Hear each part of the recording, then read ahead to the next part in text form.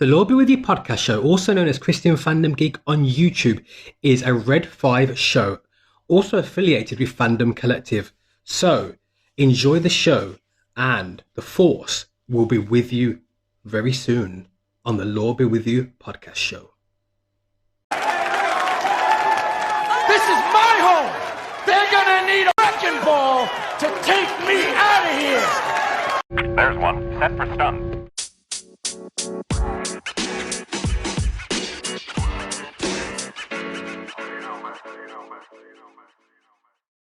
Welcome to the Lord Be With You podcast show, also known as Christian Fandom Geek on YouTube. How is everybody doing? It's been a couple of weeks since I've uploaded an episode, although there are episodes on Christian Fandom Geek. So for you podcast player listeners, you might not know that, but there are episodes of me on YouTube playing Star Wars Battlefront 2 and talking about the sort of things that we talk about on the Lord Be With You podcast show. So there are episodes on there, but you might not have known that. Anyway, it's exciting to be back doing a kind of standard podcast episode. And great news, we have hit 200 subs on Christian Fandom Geek. So really, really happy with that. Thank you, all of you who are listening to the show, who are subscribed to the show. Really appreciate every single one of you. And if you are a listener on Podcast Player, thank you for listening on Podcast Player. Value and appreciate you. If you want to ever hit a sub on the YouTube channel as well, that will be welcomed also. But yeah, just thinking about it, like, you know, the show hasn't been going that long, under a year, and so to get 200 subs already, and we're not even at the end of the year yet. It's a really positive thing, and I know a lot of the fans who listen to this show live in North America, the USA. Big howdy to you guys, and there's been a lot of you guys from Red 5 and also from Fandom Collective who have been very encouraging and engaging with the show. Really value and appreciate every single one of you as well. And a lot of you have even got your own shows as well. And like I've said in previous episodes, you know, there's other episodes, there's other Star Wars and YouTube channels and creators who I've linked up with in one way or another. Guys like Most Things Kenobi, awesome show. You've got Detention Block 23, awesome show again. Star Wars Infinite, a really good guy, really amazing YouTube channel as well. And there's others as well from Fandom Collective and Red 5 who are really, really positive. That's Scuttle, but another great show on the Red 5 row. Really, really appreciate you and the guys at Fandom Collective. Awesome content creators who are very engaging with fandom. So thank you. Anyway, I've got a series of episodes coming up soon on the channel. I thought I'd let you guys know. I did a StreamYard live stream with Omar. Now, the original purpose of that was to have a debate episode with Omar and Stephen Harper about WWE versus WCW and talking about sort of the Attitude Era, and also WWE versus AEW and what's going on currently with professional wrestling and the storytelling arcs within the wrestling paradigm. Anyway, we couldn't quite get that episode going in that regard, although Stephen Harper, hope you're doing well, my friend, and we will get you back on very soon with Omar talking about that good stuff. But I had a really good chat with Omar and we talked about wrestling, but we also talked about Marvel and the comic book industry. And it went into a really interesting conversation that lasted probably nearly an hour. So what I've done is I've taken an episode off StreamYard and I've ported it over to the podcast player, and I'm going to upload it probably as either 3 or 4 episodes on the podcast player, which will get ported over to YouTube on Christian Fandom Geek. So for those of you who listen to the show via podcast player, you will get those episodes. Honestly, it was a wild ride. It was a lot of fun as well. Also, to celebrate hitting 2,000, my gosh, I'm prophesying here, 2,000 subs. Yeah, no, 200 subs. when we will do another live stream again. The beauty of the live stream is being able to talk to you live and direct. So if you're asking a question on something we're talking about, I can respond to that. If I've got a collaborator on the show, they can respond to it as well. So that's the beauty of that. Anyway, the purpose of kind of this episode, which I'm hoping to be a nice short little episode, unless you've been on the moon or Mars or Jupiter or even further outside of our solar system or Milky Way galaxy, you may be not having knowledge about Kathleen Kennedy and have heard all the news celebrated by fandom of Star Wars across the globe that Kathleen Kennedy has renewed her contract at Disney Lucasfilm. I know you're happy. I know that joy is reigning in your heart right now. Now, obviously, this is a controversial one. I'm laughing here. It's a controversial one because our good friend Kathleen Kennedy is a very divisive personality within Hollywood, within the Star Wars community, and within fandom. And I'm on this little story here on the Mary Sue. Now, I don't really go on this. I've been looking at different outlets. I've looked at a few different Star Wars outlets to see, what are they saying about Kathleen Kennedy? Because obviously it would be a controversial one either way. And this Mary Sue story here by Kate Gardner was the most interesting, and it did make me laugh. And I thought, ooh, good old Kate here. I don't really know her really, but she said some quite strong things. I thought, oh, this will be interesting to kind of critique. So I'm not going to read it word for word verbatim, but I'm going to go into different parts of it, and I'll start now. Here we go. Okay. So she said it at one point, Disney purchased Lucasfilm for $4 billion in 2012. Since then, the films have grossed $4.5 billion worldwide. And as the franchise is just getting started, it's only up from here. So straight away, Kate is very optimistic about the franchise. Obviously, I've said this in a previous episode that Kathleen did make Disney back their money. They've got all their money back that they paid for Disney Lucasfilm. So in one sense, that's a really good thing.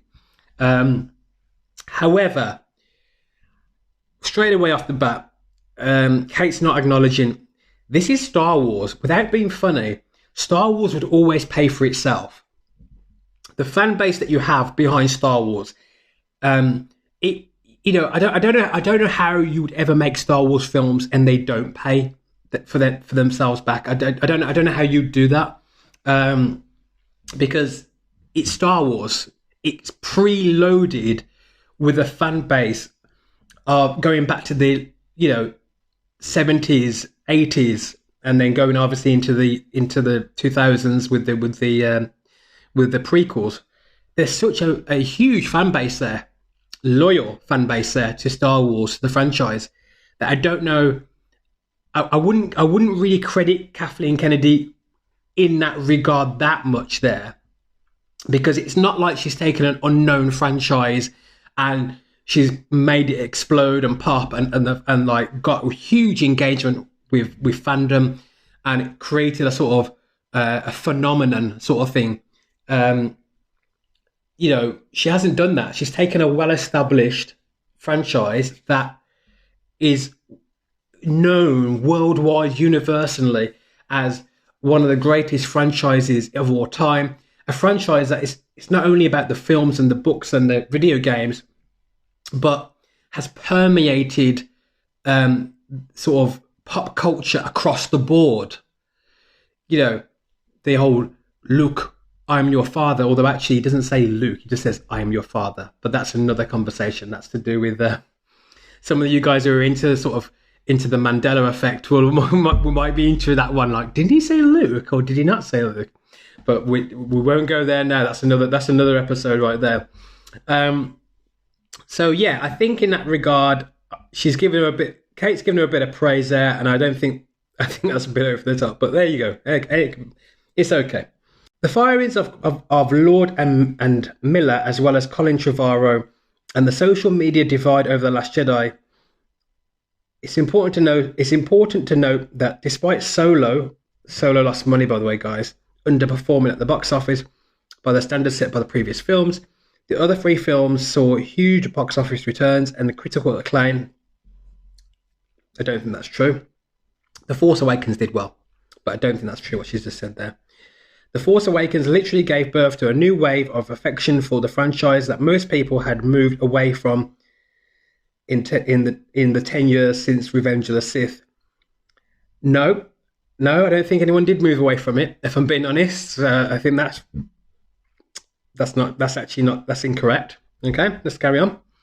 Rey is a pop culture icon, thanks to Kennedy's new films. Yeah, I think Rey is.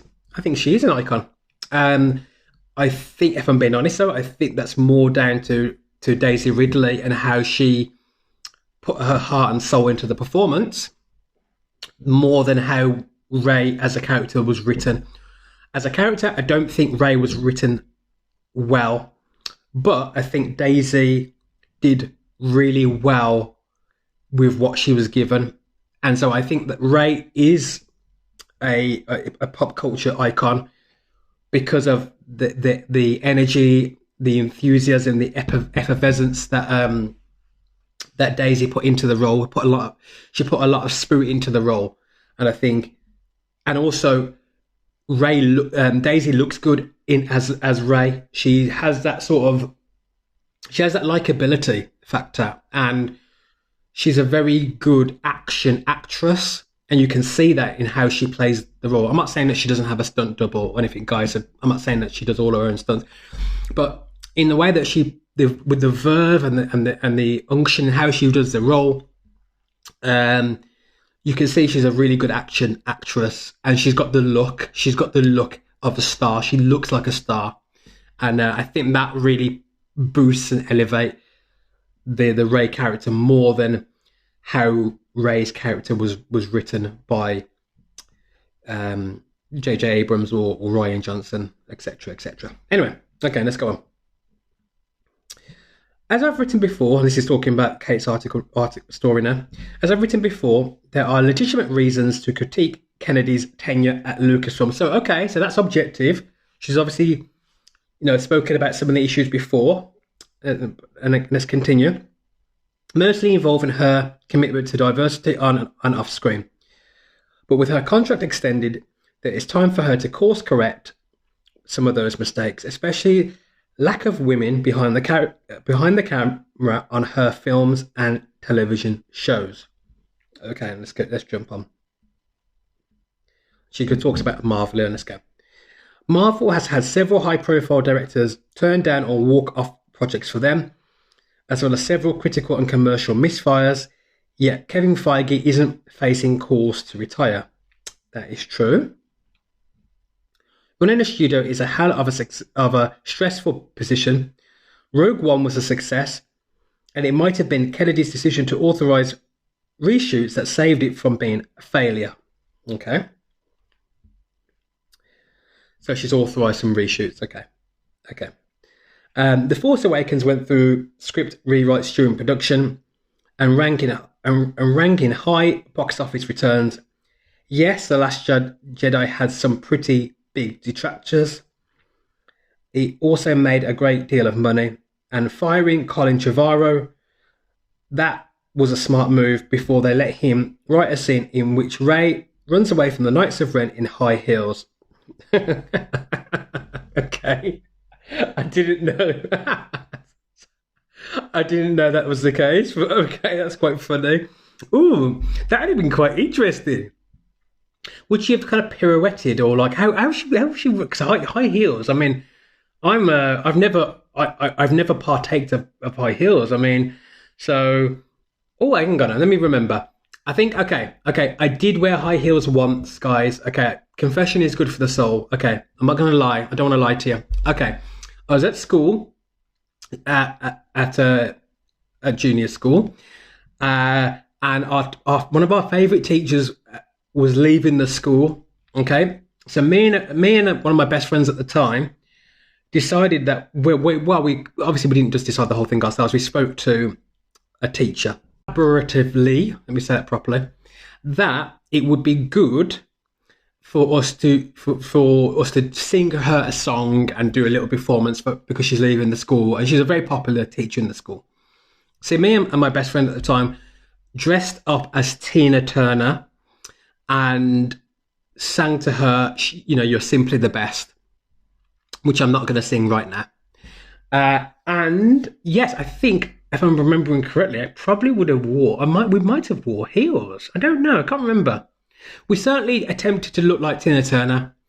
I don't think either of us succeeded in looking like Tina Turner.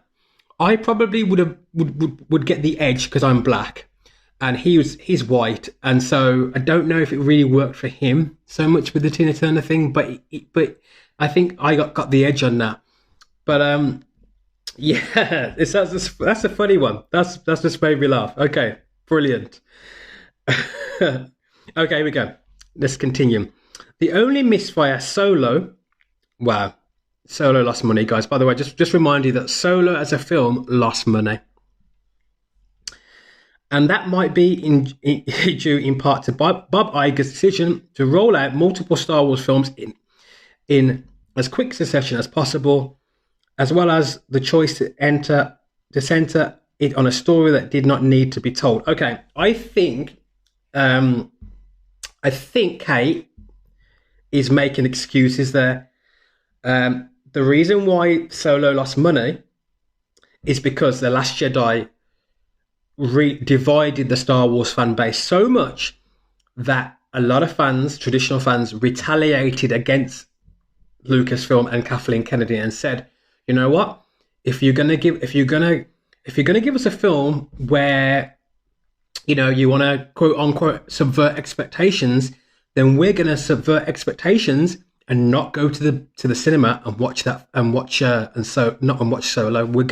We're also gonna subvert expectations as well." And I think the fans were just basically voting with their feet, and as I said, no, we're not having that. So that was that one. Okay.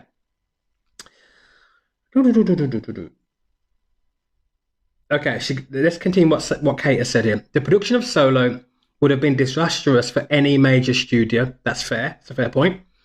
And while Kennedy is partially to blame, but that does not mean that she needs to be fired or to retire. Okay, so true. That's a fair point. It doesn't necessarily mean that just because of Solo losing money, she needed to be fired or to retire. But it is down to her creative choices as to why that happened. Okay, let's continue anyway. Oh dear, this is actually quite funny. This is a quite funny story. Kennedy is a co-founder of Amblin Entertainment, along with Steven Spielberg. This is interesting, guys. Kathleen Kennedy has a really good, she has a really good CV. On paper, she's amazing. And you have to acknowledge things like that. We don't want to be biased in talking about Kathleen Kennedy, or just because we're not happy with The Last Jedi or the Han Solo film lost money. She's got great credentials in Hollywood. She really does. She's co-founder of Amblin Entertainment along with Steven Spielberg. Let's continue on here. Her producing credits include E.T., Jurassic Park, and Schindler's List. Guys, all three of those films, franchises, however you want to kind of label them, all three of them are iconic. All three of them are quality. And obviously Steven Spielberg is a giant, an icon, a legend within Hollywood. Apart from George Lucas and Richard Donner back in the day, I think Steven Spielberg probably was my favourite director. I loved, growing up in the 80s, I loved his films. So, it's awesome that she was involved in such amazing and iconic films. Okay, let's go. Goes on here, she's going to receive an award, which I'm not going to go into, along with her husband and fellow producer Frank Marshall. And I think with Frank, actually, he's retweeted on Twitter. He's retweeted something to do with someone's critiqued YouTube channels about the fact that they, kind of critique Kathleen Kennedy, and they probably will be annoyed about her sort of, extending her contract by 3 years, and Frank Marshall retweeted it. So a lot of outlets have taken that as confirmation that she has indeed, got a 3-year extension on her contract, because the husband has retweeted it from somebody else talking about it. So that's kind of where a lot of this has come out, because I don't think it's been officially said with Disney Lucasfilm just yet, but it's certainly coming out, and the husband seems to be validating it, is what's going on there. Okay. Let's go on. Okay, here we go. This is not someone who has no idea what she's doing. Kennedy is one of Hollywood's most respected producers, and the fact that many articles trot out any turbulence every time she's brought up is a bit disheartening. Okay, it's a bit disheartened here. Okay, fair enough. She's helped bring one of the most beloved stories back to life. She deserves... This is the part, guys. This is the part I was waiting to get to. She deserves more than angry YouTubers screaming for her head. Oh, dear me. Oh, okay. There is a little bit more. Let me just quickly... Okay, I'm not going to go on... No, okay, that's kind of... I've read enough from that, really. Okay, so this is the thing. The angry YouTubers part is quite funny. I'm not an angry YouTuber, but I know some of the guys that engage with the Lord Be With You podcast show might classify themselves as angry YouTubers, and probably do have a bit of an issue with Kathleen Kennedy and what she's done with Disney Lucasfilm. I try to be fair. I'm not saying that other channels don't try to be fair, but I try to be fair. I try to be objective. I just have some issues with Kathleen Kennedy in how she has ran the ship of Disney Lucasfilm. I know that she has great credentials. I know that she's really done well for herself within Hollywood. I have nothing on a personal level against Kathleen Kennedy. I really don't. I have the love of Christ in my heart for you, Kathleen Kennedy. I really do. So it's not.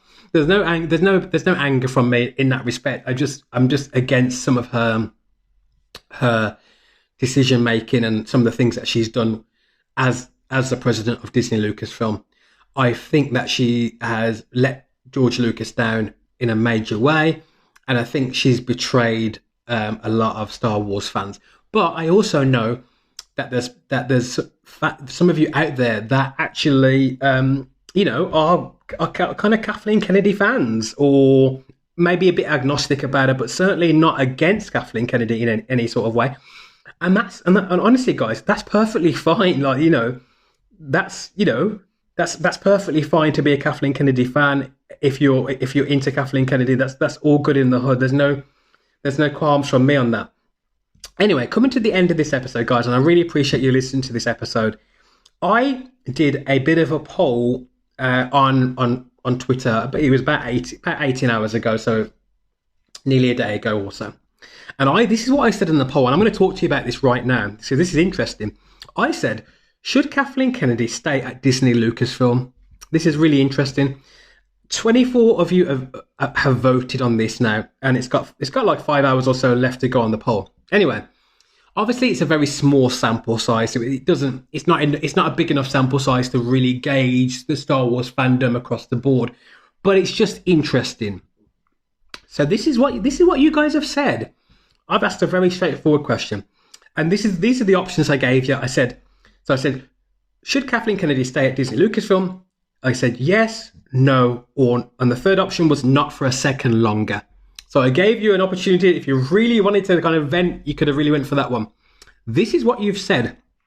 Should she stay at Disney Lucasfilm?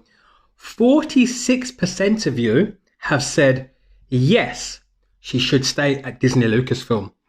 38% of you have said no, and 17% of you have said not for a second longer. So if you add it all up together, kind of thing, the no and the not for a second longer would be more than the yes.